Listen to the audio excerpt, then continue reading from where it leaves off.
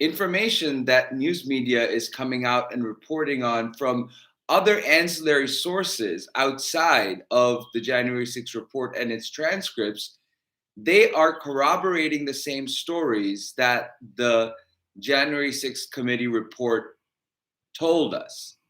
The January 6th committee just didn't tell us that story in excruciating and granular detail.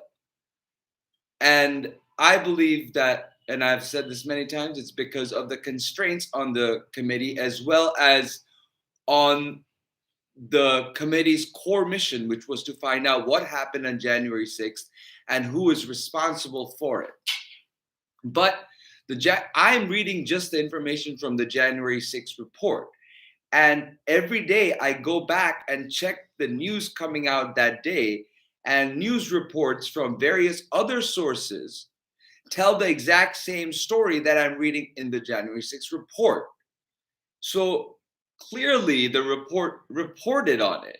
Otherwise, I wouldn't know about it because I'm not telling you I'm not telling you this information based on the news reports coming out, on a daily basis, near daily basis. I am telling you this based on purely the report, the January 6th report. So I still don't understand where people have complaints about what the report left out.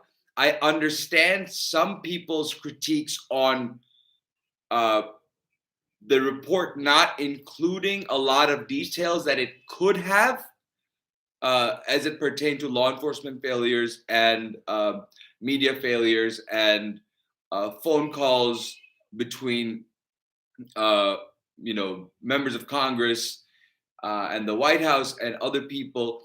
This information is important and relevant from a legal standpoint, and I believe that the American people had the right to know. But the committee chose not to include that in their report, but they opened the gates for people to ask those questions. And for great people like Denver Riggleman and reporters like Ryan J. Riley, they have reported on these more specifically, and we should pay attention to their stories and their books and their day-to-day reporting.